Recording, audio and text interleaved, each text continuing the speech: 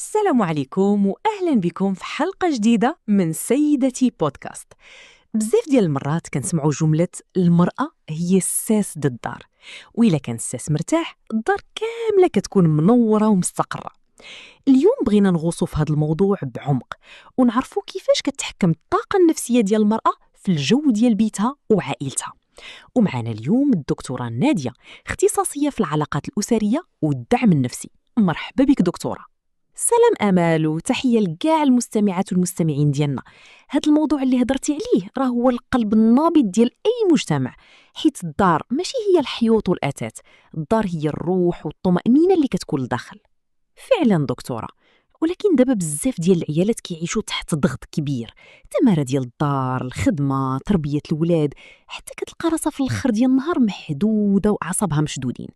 كيفاش هاد التوتر كيبان الأثر ديالو على العائلة؟ شوفي أمل، علم النفس كيجزم باللي المرأة بحال المغناطيس العاطفي في البيت.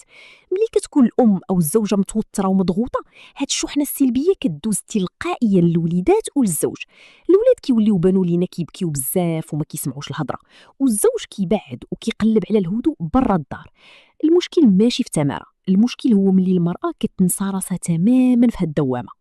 هنا فين كاين الفخ، حيت بزاف ديال العيالات كيسحب ليهم بلي الا عطاو وقت لراسهم او ارتاحي راه هذه انانيه وتقصير في حق العائله.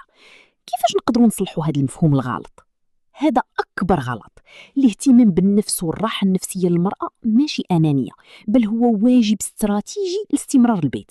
بحال الطياره، ملي كيطيح الضغط كيقولوا لك ديري قناع الاكسجين لراسك انت الاولى، عاد ديريه لولدك، حيت الا غبتي انت او عييتي كلشي غيطيح. الاهتمام بالذات كيبدا من خطوات بسيطه، 10 دقائق ديال الهدوء، صلاه بخشوع، قراءه كتاب، او حتى كاس داتي في سكات. كلامك كيريح القلب دكتوره. يعني السر هو توازن العطاء، نعطي لناسي ولكن بلا ما ننسى راسي. بالضبط امل، العطاء الذكي هو اللي كيتبنى على الحب والتقدير، ماشي على الغاء الشخصيه والتعب الحاقد. ملي كتكوني انت منوره ومرتاحه كتلقي الطاقه باش تسيري دارك بالابتسامه والحكمه، وتما فين كتحل البركه في البيت. شكرا ليك دكتوره نادية على هاد النصائح القيمه اللي نورتينا بها اليوم. وانتم هي اللي كتسمعونا، شنو هي الحاجه اللي كديروها وسط النهار وكتعطيكم طاقه ايجابيه؟ شاركونا ارائكم الحكيمه في التعليقات، وما تنساوش تشتركوا في القناه وتفعلوا الجرس باش تكبر العائله ديالنا مجموعين. تهلاو في راسكم ومع السلامه.